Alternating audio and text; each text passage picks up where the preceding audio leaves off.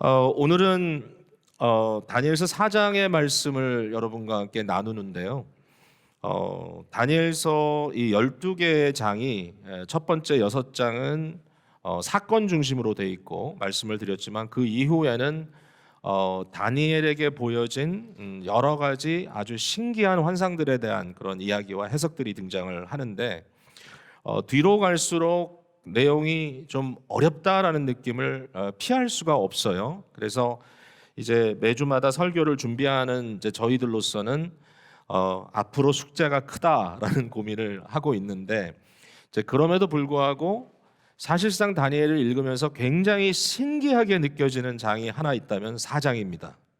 어떻게 당시에 온 세상을 지배하고 있던 이 바벨론이라고 하는 제국에 이 제국을 설립한 바로 이 제왕, 이 엠퍼러죠. 이러한 제왕의 라이프타임에 이러한 일이 있을 수 있을까? 어떻게 그에게 소위 말하는 느부갓네살 증후군이 오고 이런 정신적인 정서적인 붕괴가 오고 이러한 불안감 속에 짐승과 같이 살다가 일정한 때가 지난 이후에 다시 회복되는, 그래서 그의 입술을 통하여 이 모든 것을 주관하시는 여호와 하나님께 경배와 찬양을 드리는 이러한 사건이 있을 수 있을까? 사실 이제 느부갓네살 왕은 1장부터 등장을 하는데 그의 그 스토리가 4장까지 이제 진행이 되거든요. 근데 이 4장의 느부갓네살의 마지막 말을 들어보면 느부갓네살 왕은 분명히 여호와 하나님을 경외하는 사람이 되어 있습니다. 그래서 참 복된 사람이다라는 생각이 들기도 하면서 어떻게 이런 일이 있을까라는 좀 굉장히 신기하다라는 생각을 떨쳐버릴 수가 없어요. 여러분 그 다니엘서에는 한 가지 비밀이 있어요. 이제 이 비밀은 조금 들여다 보지 않으면 모르는 비밀이에요. 이게 무슨 얘기인가 하면은 우리가 일반적으로 상식으로 알고 있는 게 있죠. 구약 성경은 히브리어로 기록돼 있고 신약 성경은 헬라어로 기록돼 있다는 거죠. 그래서 히브리어, 또 그릭, 헬라어 이렇게 기록이 되어 있는데 구약 성경의 아주 일부분만 다른 언어로 기록돼 있습니다. 그 언어가 아람어라고 하는 당시의 국제 통용어입니다. 국제 통용어. 그래서 이 아람이라고 하는 국가는 사실 굉장히 작은 고대 국가인데요. 지금으로 얘기하면 시리아 같은 이제 그 지역인데 어떻게 이 국가의 언어가 당시에 전 세계를 지배하고 있었던 아수르 제국, 그 다음에 바벨론 제국, 페르시아 제국까지 이제 소위 헬라 제국이 등장을 하므로 헬라 문화가 세계를 정복하는 그 시기가 오기 전까지 어떻게 아람어가 국제 통용어가 됐는지는 좀 신기하긴 합니다.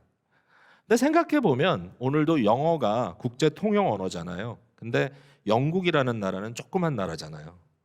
미국은 사실 이후니까. 그래서 그럴 수도 있겠구나. 어쨌든 이 아람어가 당시에 세계 통용어가 돼 있는 상황이었고, 우리가 알거니와 신약 성경의 그 복음서 안에도 아람 단어가 이렇게 등장을 합니다. 뭐 달리다굼 뭐 이런 단어들이 아람어로 되어 있고, 엘리 엘리 라마 사박다니 같이 예수님께서 십자가에서 외치신 말도 어떤 그 복음서에는 아람어 방식으로 기록이 돼 있단 말이죠. 그러니까 이런 것들이 튀어나오는 걸 보면 예수님 당시에도 아람어가 상당히 많이 쓰여지지 않았는가. 근데 이제 많은 학자들의 결론은 뭐냐면 히브리어를 썼는데 아람어를 이렇게 섞어서 쓰는 굉장히 그 당시에 독특한 그런 언어 형태였다. 이렇게 얘기를 하면서 예수님 당시에도 아람어가 어쨌든 쓰여졌다는 걸 알 수가 있어요.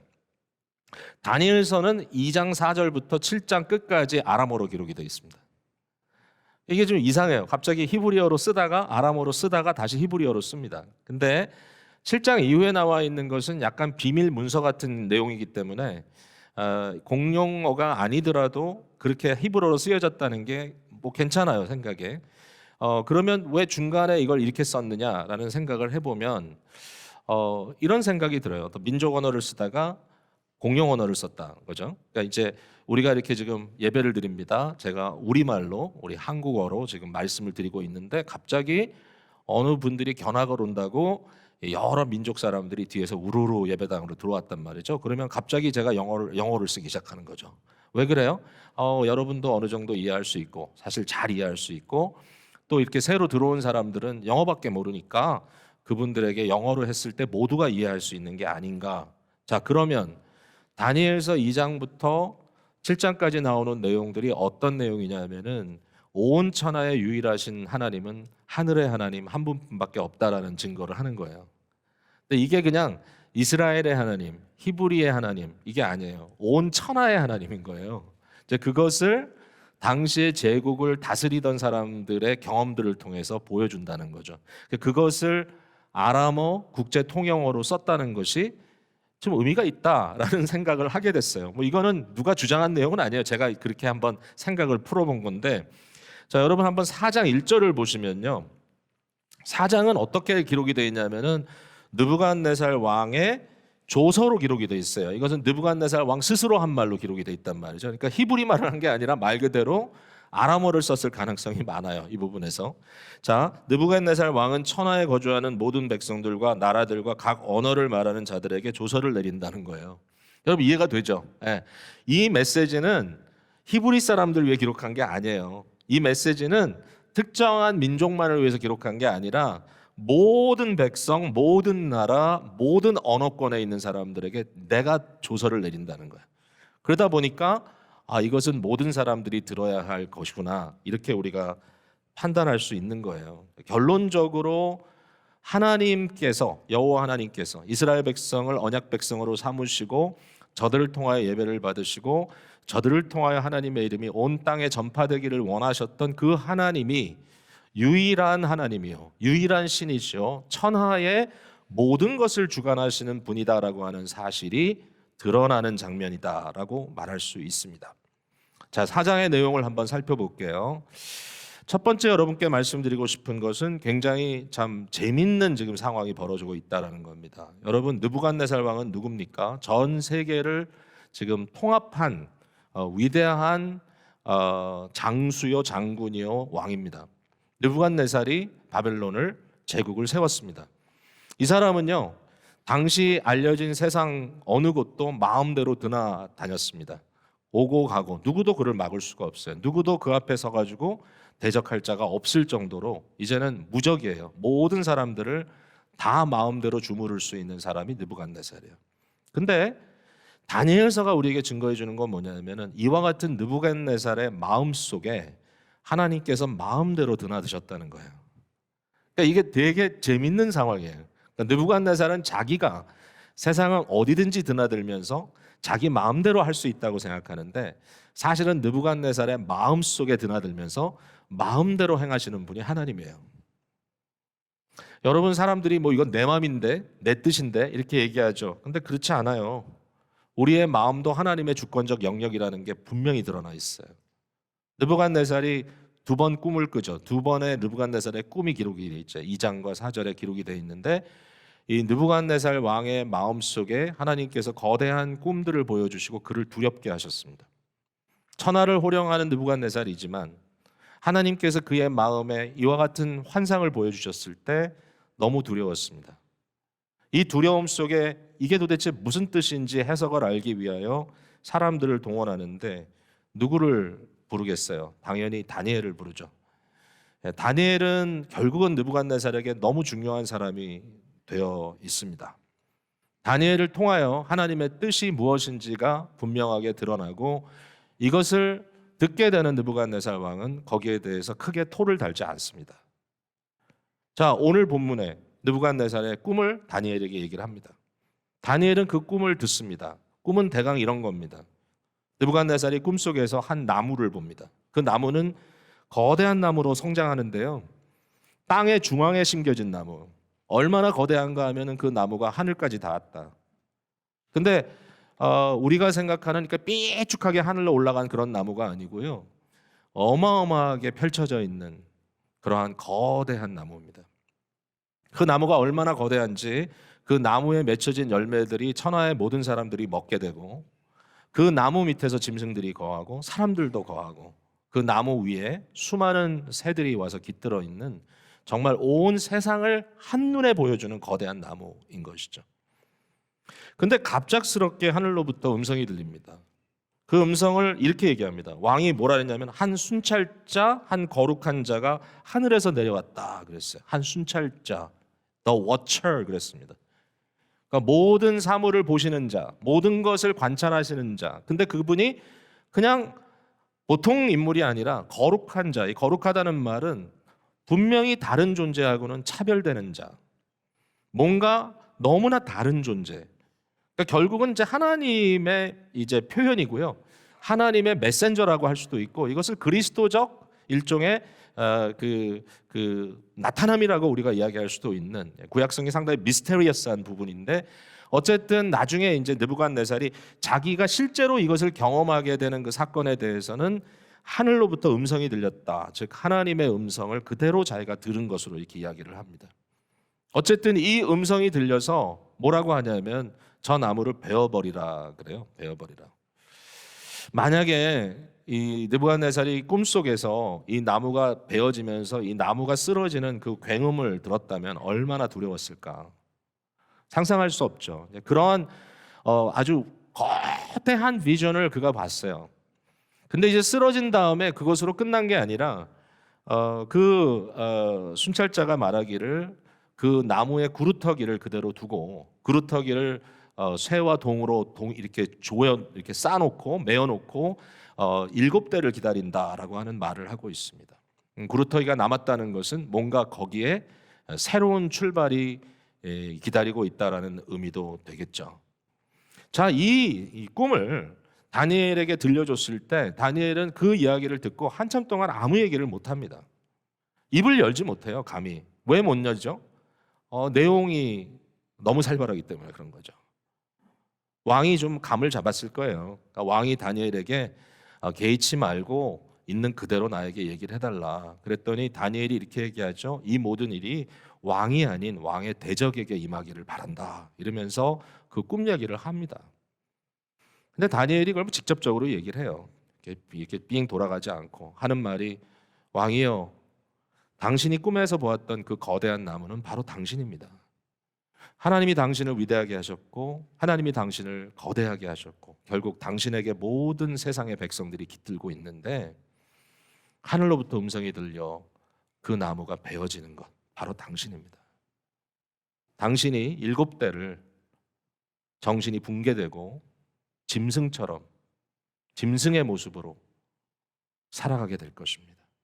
하늘의 이슬을 맞으며 소와 같이 풀을 먹으며 짐승처럼 오가며 사람의 사회를 떠나서 격리되어 살겠습니다. 그러나 언젠가 당신이 다시 눈을 들어 하나님을 인정하게 될 때, 하나님을 하나님으로 당신이 인정하게 되는 그 순간에 회복될 거라고 하는 그런 이야기를 하게 되죠. 참 굉장한 이제 이야기를 느부갓네살이 들은 거예요. 여러분, 느부갓네살이 어떻게 반응을 했을까요? 여기에 대해서. 그 얘기는 뭐 아주 자세하게 하고 있진 않아요. 그런데 오늘 본문 28절, 29절을 보세요. 이 모든 일이 다 나 느부갓네살 왕에게 임하였느니라. 그러니까 실제로 그 일이 이루어졌다는 얘기를 여기서 이제 하고 있는 거죠. 12달이 지난 후에, 그래서 12달이 지난 후에. 여기 12이라는 숫자가 저한테는 굉장히 좀 크게 다가왔어요. 그러니까 이 꿈을 통하여 느부갓네살을 경고하고 그리고 다니엘을 통해서 회개를 촉구받았던 이 느부갓네살에게 이 메시지가 너무나 분명하게 이해되었던 그 순간으로부터 12달이라고 하는 시간이 지나고 나서 느부갓네살에게 일이 임했다는 겁니다. 자, 그렇다면 이 12달의 의미는 뭘까요? 12달의 의미는 어떤 분은 이렇게 해석하더라고요. 그 12달 동안은 느부갓네살이 긴장하고 그 일에 대해서 들었기 때문에 조심스럽게 살았다는 거예요. 12달을. 그래서 그때까지는 봐줬다가 또 12달이 지나니까 옛날 버릇이 나와서 그때 매를 맞았다. 이제 이렇게 해석하는 사람이 실제로 있더라고요. 제가 들어보니까. 직접 들은 설교 중에 있더라고요. 그래서 제가 신기하다. 근데 저는 그렇게 해석은 좀 못할 것 같아요. 그러니까 사실은 느부갓네살이 정말 지혜로운 사람이었다면 저 같으면 뭐 제가 지혜로웠다는 얘기가 아니라 저는 두려워서라도 이 다니엘을 옆에 불러놓고 거의 일주일에 한 번씩은 만나가지고 멘토링을 받았을 것 같아요. 나를 좀 가르쳐다오. 내가 어떻게 하면 이 일을 면하겠느냐. 정말 두려워서라도 다니엘을 통해서 제자 훈련을 받았을 것 같아요. 어떻게 하나님을 알게 되는지. 근데 이 12개월을 느부갓네살은 그냥 허송했다는 것밖에 없어요. 제 생각엔 그래요. 그럼 이 12개월이라는 숫자의 의미가 뭐냐? 느부갓네살이 노력한 12개월이 아니라 하나님이 기다려주신 12개월이라는 거죠. 하나님의 보류, 심판을 보류하시고 기다려주셨던 12개월이 있다면 갑자기 이제 이런 마음이 이제 탁 오는 거예요. 이게 무슨 여러분 겁주려고 하는 얘기가 아니라 적용이라는 거예요. 적용. 말씀을 들었을 때 이 말씀이 내게 어떤 의미로 다가오느냐 했을 때 저도 이 말씀이 다가왔어요. 어떻게 내게 주어진 12개월을 나는 어떻게 쓰고 있는가. 내게 주어진 이 1년이라는 시간은 과연 나는 어떻게 쓰고 있는가. 내가 어떻게 겸손을 연습하고 어떻게 내가 하나님의 뜻을 이행하는 자로서 주님께 마음껏 쓰임받을 수 있도록 준비할까. 아니면 하나님께서 어떤 일에 대해서 분명히 경고하셨음에도 불구하고 그 경고의 의미 분명히 내게 들렸음에도 불구하고 여전히 나는 똑같이 살고 있는가. 12개월이라고 하는 이 보류의 기간. 놀랍게도 느부갓네살 왕은 그의 마음을 강팍하게 했습니다. 그의 마음이 완고해졌습니다. 여러분 왜 강팍해지고 왜 완고해졌을까요? 여기에 대해서 바울 사도는 로마서 9장에 아주 재밌는 해석을 냅니다. 물론 느부갓네살에 대한 얘기는 아니지만 같은 얘기예요. 출애굽 사건이 벌어졌던 그때에 바로라고 하는 당시 제국의 이 왕이죠. 바로는 이 바로가 10가지 재앙을 통하여 하나님의 그 무시무시하심을 경험했음에도 불구하고 왜 끝까지 하나님께 대들다가 망했는가. 거기에 대해서 이 바울 사도는 뭐라고 이야기하냐면 이것은 하나님의 관점입니다. 하나님의 관점에서 이는 하나님이 내가 마음을 완악하게 할 자를 완악하게 하고 내가 마음을 부드럽게 할 자를 부드럽게 한다. 하나님의 주권을 여기서 강조하고 있어요. 왜 이 사람들이 이처럼 마음이 완고할까? 하나님이 완고하게 할 자를 완고하게 한다. 그 이유는 뭐냐? 결과적으로 하나님의 이름이 온 땅에 전파되게 하려고 그렇게 하신다는 거예요. 여러분, 왜 사람들이 그리스도를 십자가에 못 박았을까? 왜 그들이 그렇게 완고하게 영광의 왕이신 그분을 그렇게 리젝트했을까? 결과는 하나님 입장에서 하나님의 이름이 온 땅에 전파되기 위해서. 왜 느부갓네살이 이처럼 완고했을까? 왜 그의 마음이 강팍했을까? 하나님의 이름을 온 천하에 드러내기 위해서라는 게 다니엘서 4장의 결론이잖아요. 자, 이 얘기를 할 때 저와 여러분이 그렇게 이걸 가지고 너무 이거다라고 할 수 없는 부분은 뭐냐면 사실 좀 두렵기 때문이에요. 근데 여기서 강조하는 것은 이거예요. 하나님은 주권자예요. 하나님은 하나님이에요. 제가 그건 믿어진다는 거죠. 이게 확실히 이해가 된다는 거죠. 여러분, 하나님이 바로에게 이렇게 좌지우지 당한다든지 하나님이 느부갓네살에 의해서 하나님이 막 유린당하고 하나님이 막 이상하게 되고 이렇게 된다면 하나님입니까? 아무리 느부갓네살이건 아무리 바로이건 그들의 마음이 완고하다고 해서 하나님이 손해보는 게 아니라 하나님은 여전히 주권자로서 그들의 마음까지도 주관하고 계시다고 하는 것이 우리의 믿음 아닌가요? 하나님이니까. 그거 인정할 수밖에 없어요. 그거는. 근데 그 하나님이 이상한 하나님이 아니에요. 그 하나님이 진짜 선하시고 공의로우시고 긍휼과 자비와 사랑이 넘치는 하나님이라는 걸 우리가 알고 있잖아요. 이러한 주권자 되신 하나님의 주권을 우리가 무시할 수 없어요. 그건 주권적으로 주께서 하신 일이에요. 그렇지만 우리의 관점에서, 사람의 관점에서 우리가 깨달은 대로 하나님께서 이와 같은 워닝을 우리에게 주신다면 어떻게 해야 되느냐? 하나님께 엎드려서 은혜와 긍휼을 간구해야 되겠죠. 그게 우리의 관점이어야 해요. 하나님께서 내 마음을 강팍하게 하셨으니까 나는 어쩔 수 없어. 그건 스투핏이에요. 그건 하나님 편에서 결론적으로 어떻게 하시는가는 그에게 맡기지만 만약의 경우에 내 마음의 완고함이 드러나고 내 마음의 교만이 나타나고 내가 하나님을 알지만 알지 않는 것처럼 행하는 삶을 끊임없이 살아가고 있다면, 여전히 내 속에 나만 자리 잡고 있다면, 그것이 깨달아지는 순간 우리는 뭐 하나님이 하시는 걸 어떻게 이러면 안 돼요. 어떻게 해야 돼요? 주님 앞에 엎드려져야 돼요. 여러분, 제가 오늘 결국은 이 얘기를 드리는 거예요. 사람에게 마음이 강팍해지고 교만해지는 것은 가장 큰 비극이라고 생각해요. 돈이 없어지는 것보다, 심지어는 우리의 건강이 좀 어려워지는 것보다, 그런 것들은 시간이 지나면 회복될 수 있겠죠. 그런데 우리의 마음이 강팍해지고 하나님의 말씀이 들려지지 않고 주님의 사랑이 느껴지지 않고 우리의 마음이 아주 강팍해지고 완악해졌을 때, 우리가 교만해졌을 때 위기감을 느껴야 돼요. 어떤 위기예요? 교만은 멸망의 선봉장이기 때문에 하나님의 심판, 하나님의 이 채찍질이 내 앞에 지금 하늘 앞에 와 있구나. 오늘 이 순간에 혹시라도 주님께서 아주 선한 의미에서 여러분의 마음을 지금 좀 이렇게 두드리시고 계시다면 이 말씀을 외면하시면 안 돼요. 하나님의 나라를 사모하며 주님 앞에 엎드려 회개해야 돼요. 저도 그래요. 여러분도 그래요. 너무너무 중요해. 너무 중요해. 12달이 지난 후에 29절에 보니까 내가 바벨론 왕궁 지붕에서 거닐세. 느부갓네살 왕의 마음이 강팍해진 모습을 이렇게 보여주고 있어요. 내가 바벨론 왕궁 지붕에서 거닐세. 우리가 성경에 아는 대로 왕이 왕궁 지붕을 거닐 때마다 위험 신호가 오죠. 얼마 전에도 봤잖아요. 다윗 왕의 삶에서. 나 왕이 말하여 이르되 이 큰 바벨론은 내가 능력과 권세로 건설하여 나의 도성으로 삼고 이것으로 내 위엄의 영광을 나타낸 것이 아니냐. 스스로 칭찬하기 시작했어요. 자기 자신을.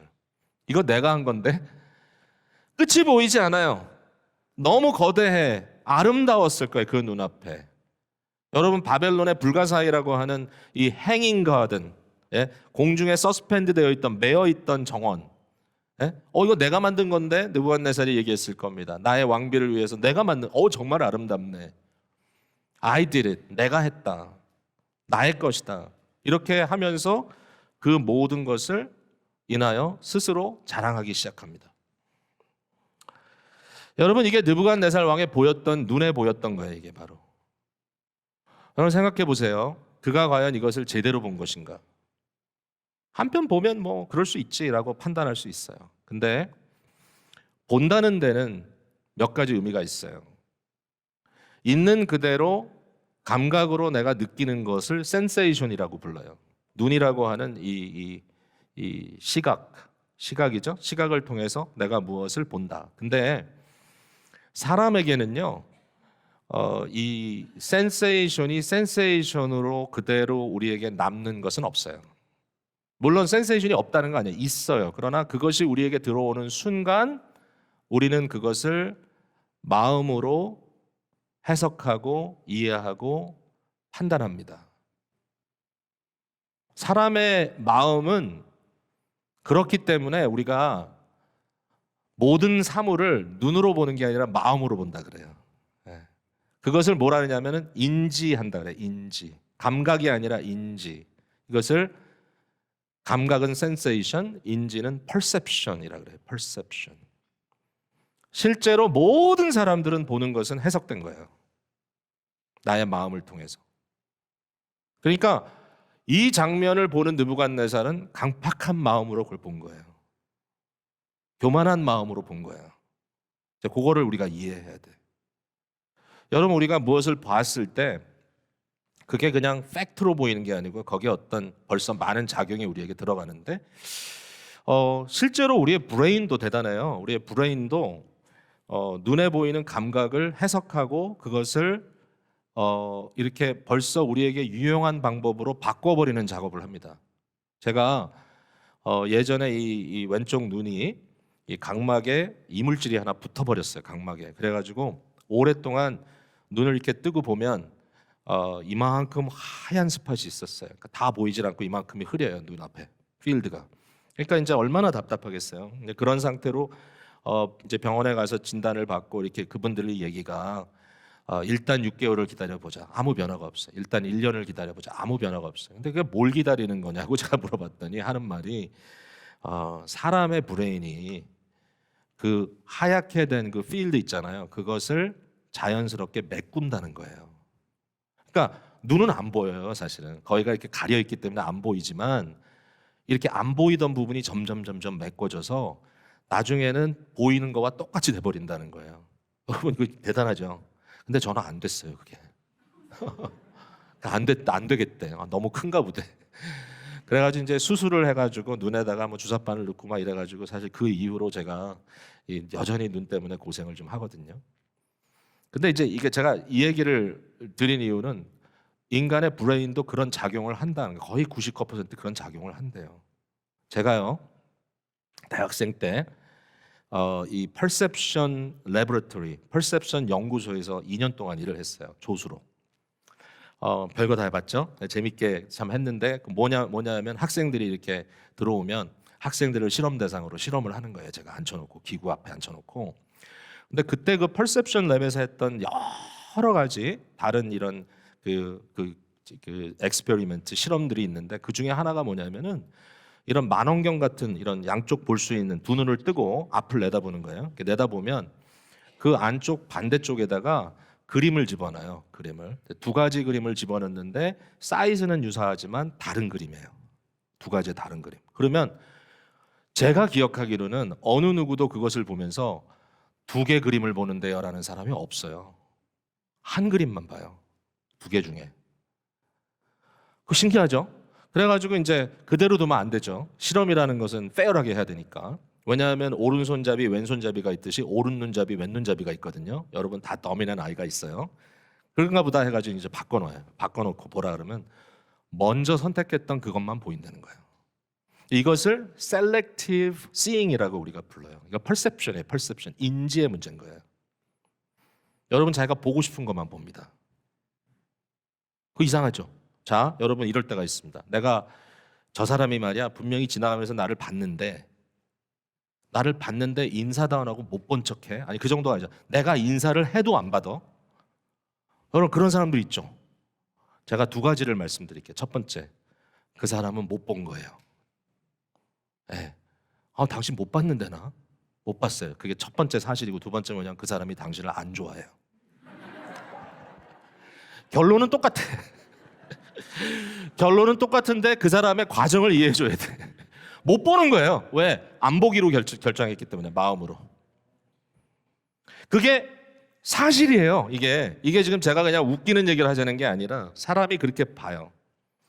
자, 제가 한번 이렇게 말씀드려 볼게요. 바벨론 왕이 바벨론을 다 바라다 보면서 이 영광이 내가 한 것이 아니냐라고 보는 그의 눈은 그의 마음의 완고함과 교만을 통해 본 겁니다. 그런데 정말 느부갓네살이 성군이라면, 그가 정말 좋은 왕이라면 뭐가 보였어야 될 것 같아요, 여러분? 그 순간에 저는 이런 생각을 해봤어요.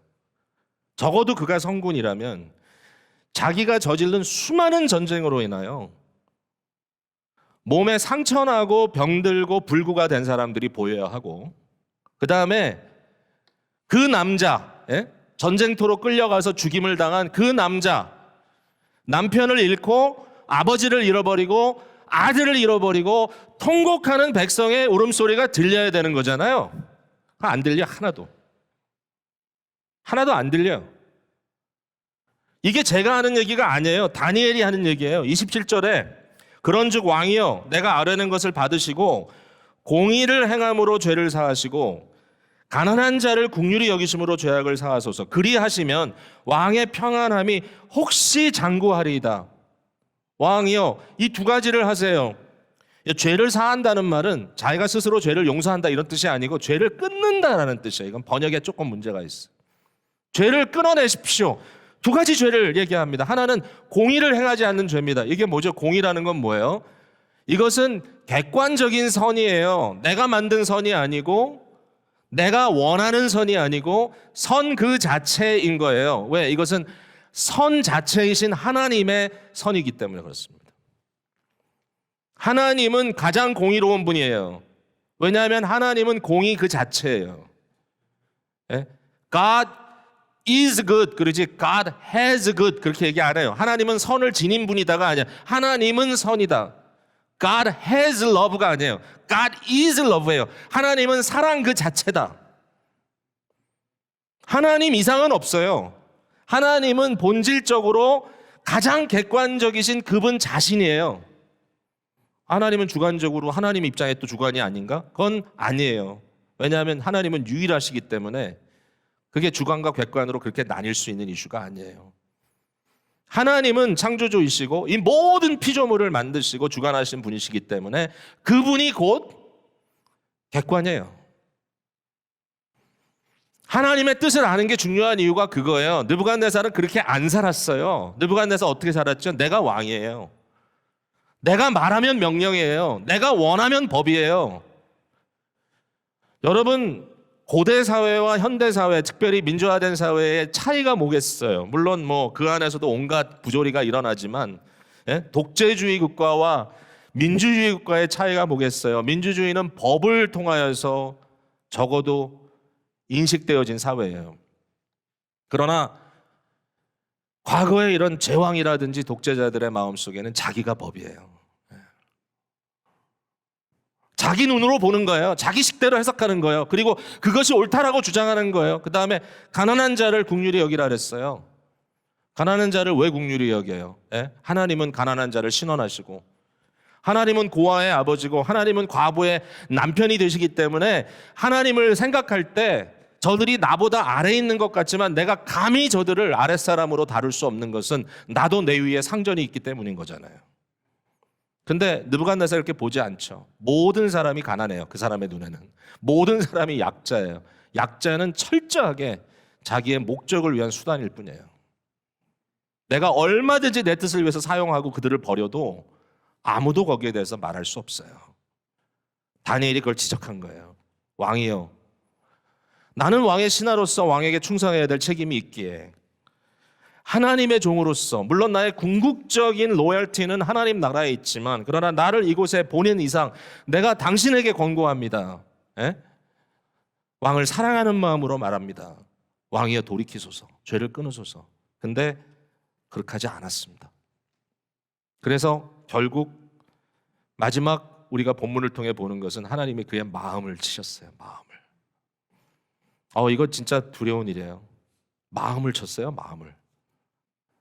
여러분 그의 건강을 친 것도 아니고 다른 육체의 건강을, 그의 돈을 뺏은 것도 아니고요, 그의 왕궁에 불을 지른 것도 아니고요, 그가 눈으로 보고 좋았다 생각했던 영광을 다 뺏어간 것도 아니에요. 그의 마음을 쳤어요. 잠언 4장 23절에 무릇 지킬 만한 것 중에 네 마음을 지켜라. 생명의 이 파운틴, 생명의 물, 생명수, 너의 삶을 살아내게 하는 그 생명의 근원이 그 마음에 있다 그랬습니다. 그것을 상실하면 아무것도 안 됩니다. 여러분 아무리 부유한 환경에 내가 살고 있다고 해도 내 마음이 써지고 내 마음속이 병들면 아무 소용이 없어요. 그럼 지옥이에요. 지옥. 아무리 빈민가에 있다 할지라도 사명감에 차 있고 약자의 눈에 눈물을 닦아주는 사역을 위해 그 자리에 앉아 있으면 비록 배도 고프고 춥고 고달퍼도 저들의 눈을 닦아주는 그 순간에는 천국이에요. 이게 마음이에요. 마음. 여러분 아마 이 자리에 계신 분들 중에도 그런 경험들이 있을 거예요. 내 마음을 하나님께서 흔들어 놓으시니까 아무것도 안 되는구나. 네. 저도 그런 경험들을 해왔잖아요. 그러다 보니까 이게 평생 잊을 수 없는 너무 위대한 레슨이에요. 뭐 그런 경험 이후에 제가 절대로 뭐 곁길로 가지 않는다 이런 뭐 자신감을 얘기하는 건 아니지만 그래도 매 순간 마음을 끌어당기는 것이 뭐냐면 그때 경험했던 일들이에요. 그 경험은 뭐죠? 내 마음이라는 것이 하나님께서 한번 흔들어 놓으니까 나는 아무것도 못하는구나. 하나님이 그걸 하시더라고요. 사랑하는 자에게. 왜냐하면요, 하나님이 끊어버릴 수도 있어요. 완전히 없애버릴 수도 있어요. 어리석은 부자에게 오늘 밤 내가 너의 영혼을 취하리니. 5장으로 넘어가면 벨사살 왕이 나오잖아요. 진짜 한량이에요. 이 사람은. 아버지가 느부갓네살이에요. 자기가 싸워서 번 거 하나도 없어요. 아버지가 남긴 거 다 받아먹고 매일 흥청거리면서 놀고 있습니다. 거기에 메네메네 대결 부바르신이라는 하나님의 글이 새겨집니다. 벽에. 그리고 나서 어떻게 됐죠? 그날 밤에 죽었습니다. 하나님은 그렇게 하실 수 있는 분이에요. 그럼에도 불구하고 구루터기를 남겨두시고 그의 마음을 흔들어 깨우시는 것이 하나님의 방법이었어요. 하나님이 뭐 하셨어요? 깨닫게 했어요. 그에게 뭐를? I am not God, He is God. 하나님이 항상 하시는 말씀이에요. I am God, you are not. 근데 자꾸 우리가 스스로 하나님이 된 것처럼 자꾸만 살아가려고 할 때 우리의 마음은 상실합니다. 상실. 교만한 자를 치시는 하나님의 방법은 그를 짐승의 모습으로 바꿔놓는 겁니다. 세상의 수많은 독재자들의 삶을 보면 결국은 짐승처럼 죽었습니다. 그들의 마음이 더 이상 사리분별을 하지 못하고 느부갓네살 증후군, 정서적 파괴, 불안, 모든 감정 상태가 두려움과 공포로 쌓여서 결국은 망할 수밖에 없는 모습. 그러나 우리에게 이러한 경험들을 통해서라도 주께서 우리에게 말씀하시는 것은 내가 너의 구루터기를 남겨두고 너를 통해 영광을 받겠다는 주님의 마음일 수 있습니다. 사랑하는 성도 여러분, 세상의 권력자는 스스로 신이라고 하지만 결국 끊어지고 역사 속의 먼지가 되어버립니다. 오직 하나님의 뜻만 남습니다. 하나님은 교만하게 행하는 자를 능히 낮추실 수 있다는 것이 말씀입니다. 제가 오늘 저와 여러분을 이 위대하신 하나님의 다스림 아래 우리 자신을 낮추도록, 우리 스스로 겸손하도록 권고하는 것은, 이것은 비굴해지는 것도 아닙니다. 이것은 하나님이라고 하는 또 다른 독재자 앞에서 우리가 어쩔 수 없이 포기하는 것이 아닙니다. 우리 하나님은 어떤 하나님이냐? 하나님의 나라는 어떤 하나님의 나라냐? 하나님은 말 그대로 선이고 하나님은 사랑이고 긍휼 그 자체시고, 삼위일체 하나님의 공동체는 바로 사랑의 그 영광을 그대로 우리에게 보여주는 현실이셔서 우리가 낮아짐을 요구하시는 것이 아니라 하나님이 스스로 낮아지시고 스스로 자신을 비워내고 우리를 그와 함께 눈높이를 맞춰가려고 하는 이 하나님. 하나님이 우리에게 원하시는 것은 교통하시고 원하시는 거예요. 하나님과 코이노니아, 교제하길 원하시는데, 우리가 하나님을 알고 하나님과 사귈 수 있는 유일한 방법은 하나님 스스로 즐겨 낮추신 것처럼 우리도 끊임없이 자기를 내어주는 사랑과 낮춰짐에 익숙해져야지만 된다는 것이죠. 우리 하나님이 이처럼 위대하신 분이에요. 그리스도를 통해 우리에게 보여주신 하나님은 자기를 비워 종의 모습으로 오셔서까지라도 우리와 함께 교제를 회복하고 싶어 하셨던 그분입니다. 그게 복음입니다. 복음 앞에 선다면 우리는 분명히 알 거예요. 하나님은 교만한 자를 물리치시고 겸손한 자에게 은혜를 주신다. 은혜를 주시는 뭘 주시는 거예요? 자기 자신을 주시는 거예요. 여러분, 그러므로 이것은 복음입니다. 저와 여러분이 인간의 꾀로 삶을 살지 않았나요? 저와 여러분의 자존심이란 것은 얼마나 생산적인 것인가요? 자존심 때문에 혹시라도 우리의 마음엔 여전히 쓴뿌리가 담겨져 있고 여전히 마음속에는 지옥과 같은 생활을 하고 있다면 오늘 주님께서 우리의 마음을 두드리십니다. 어떻게 내가 변화될 수 있는가? 그것은 복음 안에서 하나님의 낮아지심에 따라 은혜로 낮아짐을 배워나가는 것입니다. 그 일이 우리에게는 생명이고 그것이 우리에게는 소망입니다. 마지막으로 이 말씀을 드립니다. 느부갓네살 왕은 결단했습니다. 마음으로. 무슨 결정을 했죠? 나는 사람을 죽임으로 온 세상을 정복하겠다고 하는 결단을 했습니다. 사람을 죽임으로 온 세상을 정복하겠다. 우리는 다른 결단을 해야 됩니다. 우리의 결단은 뭐여야 되겠어요? 우리는 하나님의 은혜로 내 자신을 정복시키고 나의 삶은 사람을 살리는 삶을 살아야 되겠다라고 하는 결단을 할 때 우리 눈앞에 보이는 게 달라질 겁니다. 사람들에게 내가 무엇을 해야 될지 깨달아질 겁니다. 어떻게 삶을 구상해 나가야 할지 아이디어들이 떠오를 겁니다.